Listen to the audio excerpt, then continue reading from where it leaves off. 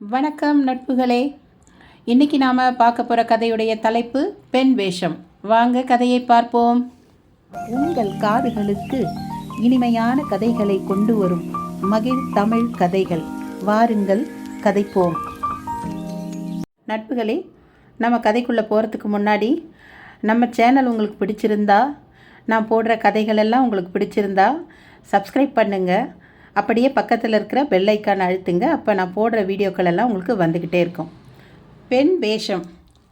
பள்ளி நாள்களில் நான் வீரசிம்மன் நாடகத்தில் பெண் வேஷம் போட்டதை பற்றி உங்களுக்கு சொல்ல வேண்டுமென்றால் வரதனை பற்றி சொல்லித்தான் ஆக வேண்டும்.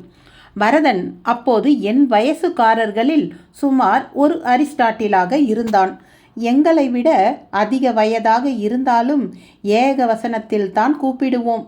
அவன் முழு பெயர் வரதராஜனா வரதாச்சாரியா தெரியாது. பாட்டி ஒரு நாள் நான் பாக்கு போட்டு கொண்டிருப்பதை பார்த்து, வரதன் கூட சேர்ந்துட்டியோ இல்லையோ, உருப்பட மாட்டேன், இன்னைக்கு பாக்கு போட்டுப்பே, நாளைக்கு புகையில, நாளன்னைக்கு ஏதோ ஒரு தெருவுக்கு போவேல் என்று திட்டி விசிறி கட்டையால் அடித்தாள். வரதனுடன் சகவாசத்துக்கு தடை உத்தரவு எல்லா வீட்டிலும் உண்டு. அதனாலேயே நாங்கள் எல்லோரும் வரதனிடம்தான் சிநேகமாக இருப்போம்.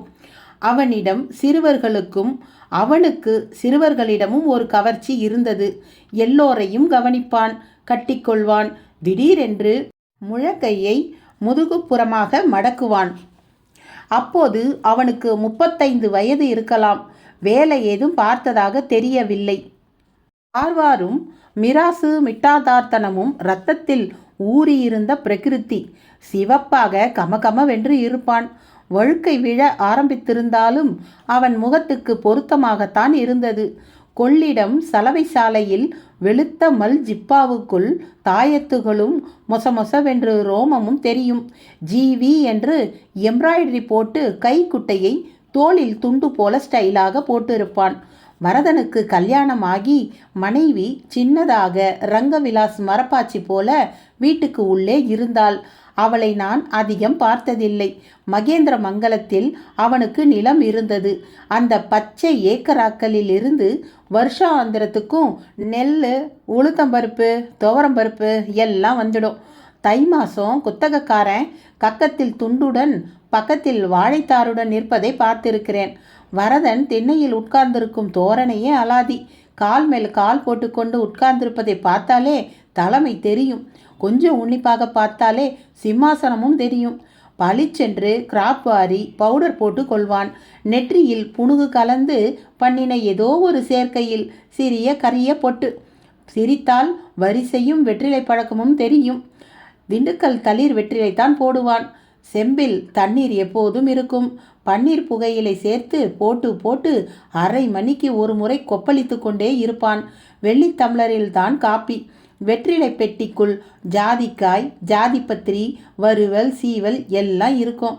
எங்கே தொட்டாலும் வாசனையாக இருப்பான். கீ கொடுக்கும் கிராம போனில் மீரா பாட்டுக்களை திரும்ப திரும்ப கேட்டுக்கொண்டிருப்பான். வேஷ்டியில் சதா சரிகை. இந்த வரதனால்தான் நான் வீரசிம்மன் நாடகத்தில் பெண் வேஷம் போடும்படி ஆகிவிட்டது. சொல்கிறேன். ஒரு நாள் காலை எப்போதும் போல பள்ளிக்கூடம் போவதற்குள் வரதனை ஓடி போய் பார்த்து விட்டு வரலாம் என்று அங்கே போனேன். வாடா ஈர்க்குச்சி என்றான். யாரையும் பேர் சொல்லி கூப்பிடவே மாட்டான். ஈர்க்குச்சி, மோர்குழம்பு என்று புனை பெயர்கள்தான். ஏற்கனவே 4 பையன்கள் இருந்தார்கள். ஒருவன் வரதனுக்கு உடம்பு பிடித்து விட்டு கொண்டிருந்தான். டேய், இவனுக்கு என்ன வேலை கொடுக்கலாம் என்றான். எதுக்கு வரதா என்றேன். வந்தவுடனே என் கையை முறுக்கி கன்னத்தில் செல்லமாக தட்டினான். டேய், உனக்கு தெரியாது என்று வாணி விலாஸ் பிரஸில் அச்சடித்திருந்த பஞ்சு மிட்டாய் கலர் நோட்டீஸை காட்டினான். அதில் காண தவறாதீர்கள், வீரசிம்மன் அல்லது உண்மையின் வெற்றி சமூக சரித்திர நாடகம் என்று பெரிசாக போட்டு, இந்த பக்கம் கதை, வசனம், பாடல்கள், டைரக்ஷன் எல்லாம் ஜிவி என்றும் போட்டிருந்தது. இடது பக்கம் வரதன் அட்டை கிரீடம் வைத்து கொண்ட போட்டோவும் அதன் கீழ் வீரசிம்மனாக ஜிவி என்றும், வலது பக்கம் அவனுக்கு எதிராக இடுப்பில் சரிகை ஒட்டியானமும் தலைமேல் கிரீடமும் மார்மேல் புரூச்சுமாக ஒருத்தி நின்று கொண்டிருந்தாள். குசுமாவாக திருச்சி தாராமணி என்று அவள் கீழ் அச்சடித்திருந்தது. டிக்கெட்டுகள் ரூபா 2 எக்காரணத்தை கொண்டும் டிக்கெட் பணம் வாபஸ் தர மாட்டாது என்று போட்டு எனக்கு சற்றும் புரியாத வகையில் அதிர்ஷ்ட டிக்கெட்டுக்கு குலுக்கல் முறையில் பரிசு உண்டு, ஒரு பசுமாடு. பசுமாடா என்று கேட்டேன். ஆமாண்டா. நெஜ பசுமாடா? ஆமாண்டா. அப்போத்தான் டிக்கெட் விற்கிறது ஈஸி.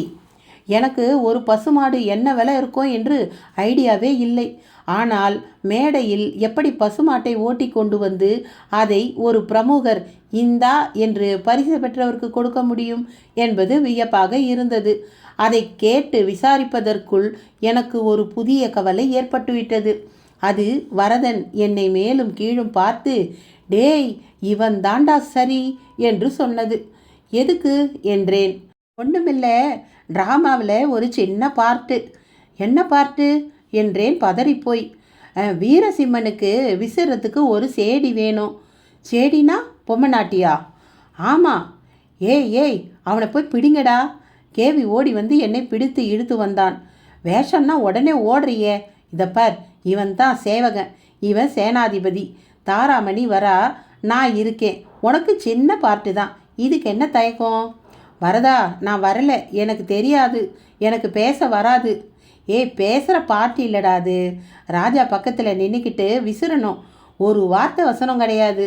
இவனுக்கெல்லாம் எத்தனை வசனம் தெரியுமா? என்னடா என்று அம்பியை கேட்டதும் அவன் கடகடவென்று, ஈதிப்படி இருக்க நீர் எப்படியும் நாட்டின் மேல் படையெடுப்போம் என்றான். எனக்கு என்னவோ செய்தது. 6ஆம் வகுப்பில் இருந்தபோது பாரதியார் வேஷம் போட்டு தலைப்பாகை உருண்டது ஞாபகத்துக்கு வந்தது. எனக்கு ஸ்டேஜ் மேடை என்றாலே உதறும். முழங்காலுக்கு கீழ் பஞ்சு சேர்ந்து கொள்ளும். இல்லை வரதா, வேண்டாம், நான் மாட்டேன். வேற எது வேணா சொல்லு. வீடு வீடாக போய் மாமியாக போய் பசுமாடு ஃபஸ்ட் ப்ரைஸுன்னு சொல்லி டிக்கெட்டு விற்கிறேன், நோட்டீஸ் ஓட்டுறேன். டிக்கெட்டு விற்கிறத பற்றி எனக்கு கவலையே இல்லைடா. நடிக்கிறதுல தான் ஆளு குறையிறது. அதெல்லாம் பேசப்படாது. புதன்கிழமை ரிஹர்சலுக்கு வந்துடுற, தெரியுமோ இல்லையோ? அப்புறம் இங்கே வாடா என்று தனியாக அழைத்து தன் பிரம்மாஸ்திரத்தை உபயோகித்தான் ரகசியமாக. உனக்கு பார்க்கணுமா இல்லையா என்றான். எதை? கேட்குறத பாரு. அன்னைக்கு பார்க்கல, பாத்தியா? கேட்குறப்பே மூஞ்சியெல்லாம் சிவ்வுன்னு சிவந்துக்கிறதே. நீ இந்த பார்ட்டு மட்டும் பண்ணிடு. ஸ்டேஜ் ஓரத்தில் இருந்துட்டு விசிறணும். எல்லாத்தையும் காட்டிடுறேன். விசிறாமையே ராஜா இருக்கக்கூடாதா? கதைக்கு ஒத்து வராதே. அவன் சிற்றரசன் இல்லையே. நீ தான் கதை எழுதியிருக்கியே, மாத்திரேன் என்றதற்கு, நீ போடா, உனக்கு சாயங்காலம் வா காட்டுறேன் என்றான். காட்டுறேன் என்று சொன்னது அவனிடம் மிடில் ஈஸ்டில் இருந்தபோது அவன் மாமாவோ யாரோ அனுப்பி வைத்த பிரத்யேக படங்கள் தாம். எனக்கு சில சாம்பிள் காட்டியிருக்கான்.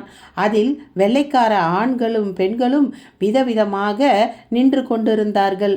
சின்னதாக கையகலத்துக்கு போட்டோ படங்கள். சில படங்களில் 2 பேர்தான் இருந்தார்கள், சிலவற்றில் கூட்டமாக இருந்தது. அந்த போட்டோக்களின் முழு விவரங்கள் இப்போது எனக்கு ஞாபகமில்லை. ஆனால் விதிவிலக்கில்லாமல் எல்லோரும் பூட்ஸும் சாக்ஸுமாக போட்டிருந்தது தெளிவாக நினைவிருக்கிறது. பூட்ஸு, சாக்ஸு, வேற எதுவுமே கிடையாது. எல்லாம் அரையும் குறையுமா உடை போட்டுண்டு இருந்ததுகள். இவன் என்ன சொன்னான் தெரியுமா? இது மாதிரி 100 இருக்கிறதாகவும் நான் அதை உனக்கு காட்டுகிறேன் அப்படின்னு சொல்லியும் என்னை எல்லா வேலையும் வாங்கிடுவான். டேய், நீ எவ்வளோ வேகமாக ஓடுவே என்றான். ஏன்? இல்லை, ஓடி போய் டிபிச்சி கடையில் போய் ஒரு பொட்டலம் பன்னீர் புகையில வாங்கிட்டு வந்துரு. என்ன?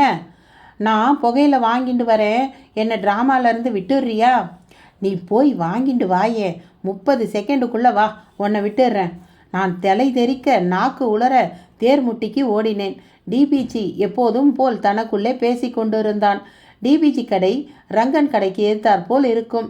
மளிகை சாமான்கள், வெற்றிலை பாக்கு, சிகரெட்டு வகையறாக்கள், பாட புத்தகங்கள், காப்பி பொடி, ரப்பர் பந்து எல்லாம் கலந்து கட்டி விற்கும் ஒரு வகையான டிபார்ட்மெண்ட் ஸ்டோர். டிபிச்சி உட்கார மாட்டான், எப்போதும் நின்று கொண்டுதான் இருப்பான். இதன் காரணத்தை பற்றி அபிப்பிராய பேதம் இருந்தது. ஒரு தடவை வரதன் கேட்கச் சொல்லி டிபிச்சி உட்காரு என்று சொல்லிட்டேன். பலேர் என்று கன்னத்தில் அரைந்து விட்டான். அதன் காரணம் எனக்கு இதுவரை புரியவில்லை. இன்றைக்கு டிபிஜி அரைகிற மூடில் இல்லை. என்ன தம்பி வரதையர், ட்ராமா போடுறாராமே, நான் கூட டிக்கெட்டு வாங்கியிருக்கேன், பசுமாடு கிடைக்குமில்ல என்றான். கிடைக்கும் டிபிச்சி. நீ பாத்தியா மாட்ட? கண்ணுக்குட்டி எதுவும் இல்லையே? இல்லை என்று சொல்லிவிட்டு அவசரத்தில் ஓடி வந்து வரதனிடம் புகையிலை பொட்டலத்தை கொடுத்து, இப்போ என்னை விட்டுரு வரதா என்றேன். எங்க 48 செகண்ட் ஆயிடுத்தே என்று தன் வாட்சை பார்த்து சொல்லி, புதன்கிழமை வந்துடு என்று சொன்னான். இதை பாருடா, உன் கேர்ள் ஃப்ரெண்டு. என்னடி நீ எச்சுமி பொண்ணு தானே? உங்கள் அம்மாவை விசாரிச்சதா சொல்கிறியா? தாவணி போட்டுருக்கியா என்று பள்ளிக்கூடம் போய் கொண்டிருந்த கமலியின் கன்னத்தை கிள்ள அவள் போங்க மாமா என்று ஓடினாள். இவ அம்மாவை நான் மொட்டை மாடியில் சொல்லி சொல்லி என்று வரதன் ஏதோ ஆரம்பிக்க எனக்கு ஸ்கூலுக்கு நேரமாகி விட்டதால் புறப்பட்டு விட்டேன். தேசிகர் கிளாஸில் எல்லாம் வயிற்றை சங்கடம் பண்ணியது. எப்படியாவது டிராமாவிலிருந்து தப்பிவிட வேண்டும். பாட்டி கேட்டால் கொன்று போட்டு விடுவாள். புதன்கிழமை ரிகர்சலுக்கு என்னை அழைத்து போக டான் என்று வேம்பன் வந்துவிட்டான். நான் கொல்லைப்புறம் சந்தில் போயிருந்தேன். பாட்டி எதுக்குடா அழைச்சிட்டு போற என்றதற்கு, கோவிலுக்கு பாட்டி, பெருமாளை சேவிக்க என்று சொல்வது கேட்டது. புறக்கடைக்கே வந்து, டேய் என்ன இது ஒளிஞ்சின்றிருக்க, வரதனுக்கு தெரிஞ்சா டின்னு கட்டிடுவான், உனக்காகத்தான் காத்துருக்கா எல்லாரும், வந்துரு என்றான். மாமியார் வீட்டுக்கு போகும் குரங்கு போல அவன் பின்னாடி சென்றேன். வரதன் வீட்டு மாடியில் எல்லோரும் கூடியிருந்தார்கள். அந்த தாராமணி மெயின்காடு கேட்டிலிருந்து பஸ் பிடித்து வந்திருந்தாள். என்னது எல்லாம் சின்ன பிள்ளைங்களா இருக்கே என்றாள். எல்லாரும் தாராமணியையே கண் கொட்டாமல் பார்த்து கொண்டிருக்க, இதை பாரு இவன்தான் தோழி என்று என்னை தாராமணிக்கு காட்டினான். தாராமணி பெரிதாக பொட்டு வைத்திருந்தாள். முகம் உழுத மாதிரி இருந்தது. பொட்ட புள்ள போல தான் இருக்கு. சரிதான், என்ன வரது, இந்த பேரை மாத்திரேன். என்ன அது குசுமா? நல்லாவே இல்லையே என்றதும் கொஞ்சம் பெரிய பையன்கள் சிரித்தார்கள். வரதன் அவர்களை அதட்டி, குசுமான்னா தாமரை பூன்னு அர்த்தம், சம்ஸ்கிருதத்தில் தெரியுமோ என்றான். தமிழில் வேற அர்த்தம் ஆயிடுறதே. எதுக்கு சொல்ல வர்றேன்னா, சீரியஸாக இருக்கிற இடத்துல சிரிப்பு வந்துருச்சுன்னா அதுக்குத்தான். பெட்ரோ மார்க்ஸ் வந்தது. சரி சரி என்று வரதன் ஸ்கிரிப்ட் பார்த்து படுறா டேய் என்றான். அம்பி 1000 கோடி பொற்காசும் அழகுடைய நாடக கணிகை நங்கையர் 1000 உயர்ந்த பீதாம்பரமும் என்று படிக்க, வரதன் நடுவில் உட்கார்ந்து கொண்டு அடிக்கடி தலையை ஆட்டிக்கொண்டு இல்லாத மீசையை பின் கையால் நீவி விட்டு கொண்டிருந்தவன் திடீரென்று என்னை பார்த்து, வாடா பின்னால் என்று அழைத்து, டேய் கீழே போய் ஒரு விசிறி எடுத்துட்டு வாடா என்றான்.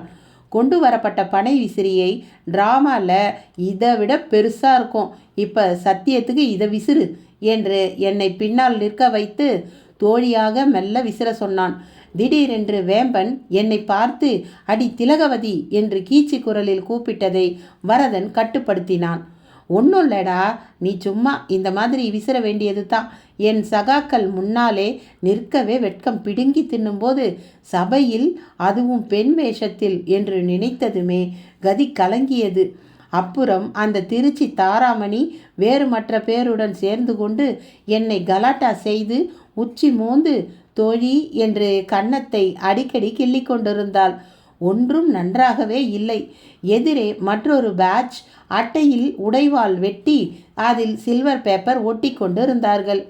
இந்த இடத்தில் பரதனின் கலை இலக்கிய வாழ்க்கையை பற்றி 2 வார்த்தை சொல்லியாக வேண்டும்.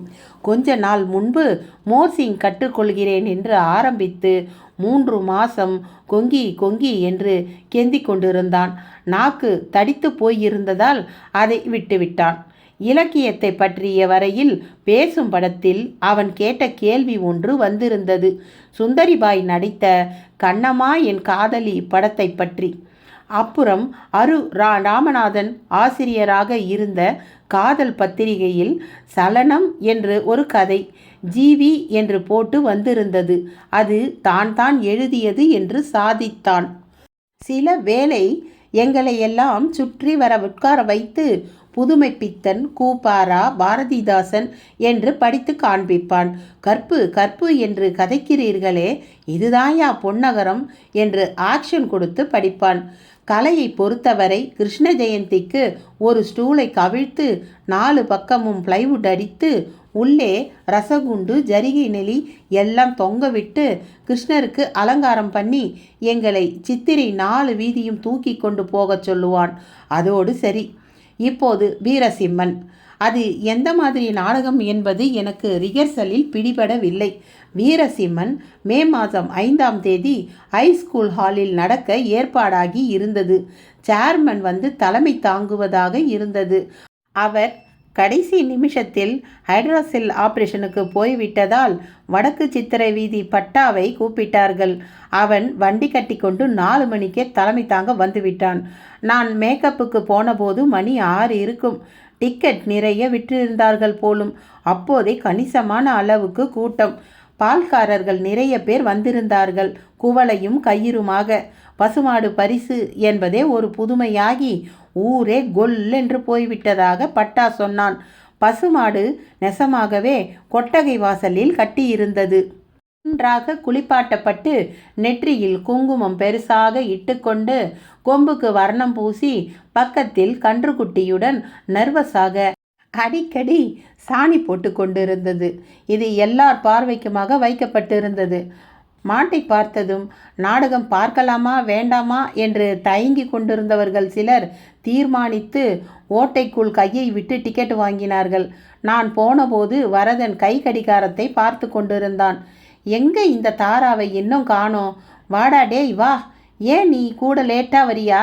ஏய் முத்து, இவனுக்கு மேக்கப் போடு, தோழி வேஷம். தாரா அப்பா வந்தியா? எங்கே காலை வாரி விட்டுருவியோன்னு பயமாக போயிடுத்து. இப்போவே எவ்வளோ கூட்டம் பார்த்தியா? நான் ஹெட்மாஸ்டர்ஸ் மட்டும் உபயோகப்படுத்தும் மாடிப்படி வழியாக ஏறி ஸ்டேஜ் என்ட்ரன்ஸின் உள்ளே சென்றேன். பரபரப்பாக இருந்தது. வேம்பன் மீசை தீட்டி கொண்டிருந்தான். அம்பியை ஜிலுஜிலு என்று சேனாதிபதியாக்கி கொண்டிருந்தார்கள். ஒரு ஹார்மோனிய பெட்டி இருந்தது. சிம்மாசனத்துக்கு இப்போதுதான் தங்கம் மூட்டி கொண்டிருந்தார்கள். ஹார்மோனியக்காரர் கையில் எதையோ தேய்த்து உருட்டி வாயில் அடைத்து கொள்வதை அபினி என்று சொன்னான் கேவி. என்னை சட்டையை காட்டுற சொன்னார்கள். ஏண்டா பனியன் போட்டுட்டு வரமாட்டியோ? விட்டுறா, வேண்டாண்டா. அதற்குள் வரதன் மேற்பார்வைக்கு வந்து விட்டான். யார் அது அழறது? எச்சி அசடு, இதுக்கெல்லாம் அழலாமோ? என் அறியாமல் என் கன்னத்தை பல பேர் சுத்தம் செய்ய பஃப் வைத்து பவுடர் அடித்து அதே சமயம் கண்ணுக்கு மையும் நெற்றிக்கு போட்டு விட்டார்கள். தலைமேல் என்னவோ கட்டி ஜடை பில்லை குஞ்சலம் எல்லாம் வைத்து பின்னி விட்டார்கள். பனியனை போட்டுவிட்டு அதற்குள் முதலில் 2 கர்ச்சிப்புகளை திரித்து பார்த்து போராது என்று சொல்லி 2 பூப்பந்துகளை வைத்து பார்த்து அதுவும் நிராகரிக்கப்பட்டு அவசரமாக டிபிஜி கடைக்கு ஒருத்தன் ஓடிப்போய் 2 ரப்பர் பந்து வாங்கி வந்தான். இதாண்டா சரி என்று என் மார்பில் திணித்தார்கள். பட்டில் பாவாடை கட்டிவிட்டு அதன் மேல் மெலிசாக மேலாக்கு போட்டு ராஜபுத்திர ராஜகுமாரி போல தலைமேல் கொண்டு வந்து இடுப்பில் சொருகி, எதுக்குடா அழற? கண்ணங்கண்ணமாக இழைச்சிருவேன், பவுடரெல்லாம் கரைஞ்சி போச்சு பாரு. தாராமணி, அழாத தம்பி, நல்லா அழகாகவே இருக்க என்றாள்.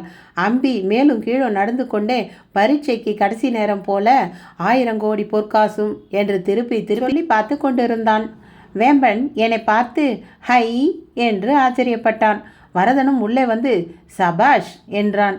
என்ன தாரா, கூட்டத்தை பார்த்தியா? நான் மேக்கப்புக்கு போக வேண்டியது தான். கோயிலிலிருந்து பெருசாக ஒரு சாமரம் கொண்டு வந்ததை என்னிடம் கொடுத்து ட்ரையல் பார்க்க சொன்னார்கள். அதை எடுத்ததும் கரப்பான்பூச்சி ஓடி என் மாராப்புக்குள் புகுந்து கொண்டு விட, கர்டன் கர்டன் கர்டன் தூக்க போகிறாங்க. அந்த நாடகத்தை கால இலக்கியம் எதிலும் வகைப்படுத்துவது கஷ்டம். அது முழுக்க முழுக்க சரித்திர நாடகம் இல்லை. அதை 2 பாகமாக பிரிக்கலாம். வீரசிம்மனின் கதையில் வீரசிம்மன் போரில் தற்காலிகமாக தோற்று போய் பக்கத்து நாட்டில் சங்கிலியால் பிணைக்கப்பட்டு சபைக்கு கொண்டு வரப்படுகின்றான். கப்பம் கட்ட மறுக்கின்றான்.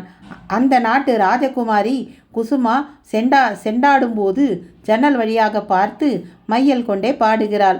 இப்படி போகிறது கதை. காட்சி மாறும்போது மேடையின் முன்பக்கத்தில் பஸ் ஸ்டாண்டும் வீதியும் வரைந்து படுதா போட்டு 2 பேர் காமிக் செய்யும் சமூக பகுதியும் இருந்தது. மூக்குப்பொடி போட்டுக்கொள்வதை பற்றி தமாஷாக பேசினார்கள். அப்புறம் சகுந்தலை படத்திலிருந்து எம்எஸ் பாடிய எந்த இடது தோளும் கண்ணும் துடிப்பதென்ன இன்பம் வருகுதென்று சொல் சொல் சொல் கிளியே என்பதை மொழிபெயர்த்து மெட்டு மாறாமல் மை லெஃப்ட் ஹேண்டு ஷோல்டரும் ஐயும் துடிப்பது ஒய் ப்ளஷர் வருகுதென்று டெல் டெல் டெல் பாரட்டே என்று பாடினார்கள். முன் வரிசையில் லேசாக சிரித்தார்கள். நான் நடித்த முதல் காட்சி வந்தது. வீரசிம்மன் சிம்மாசனத்தில் உட்கார்ந்திருக்க படுதா ஓரத்தில் நின்று கொண்டு நான் விசிற என்னை ஐசால் பண்ணி வைத்தது போல உணர்ந்தேன். 4 விசிறு விசிறினதும் தைரியம் வந்துவிட்டது. சுற்றுமுற்றும் பார்த்தேன். முதல் வரிசையில் கோடியில் சில்க் ஷர்ட்டும் மீசையுமாக இருந்த ஒருவர் என்னை பார்த்து கண்ணடித்தார். சட்டென்று வரதனை பார்த்து சற்று வேகமாக விசிற ஆரம்பித்தேன். திடீரென்று கொட்டகை பூரா விசில் கேட்க நான் என்ன ஏது என்று தெரியாமல், வரதன் என்னை ஏன் முறைக்கிறான் என்று தெரியாமல் இன்னும் பலமாக விசிற வேம்பனுக்கு பார்ட் இல்லாததால் என்னை சைடாக இழுத்து மேலாடை விலகி இருந்ததை சரி பண்ணி அனுப்பினார். ஆட்டம் பாதியிலேயே வீட்டுக்கு போகணும், பிரைஸ் கொடு பிரைஸ் கொடு என்று மக்கள் கலாட்டா செய்து கைமணி அடித்து இன்டர்வல் விட்டார்கள். நான் திரை வழியாக சற்றே எட்டி பார்த்தபோது அந்த சில்க் ஆசாமி மறுபடியும் கண்ணடித்தார்.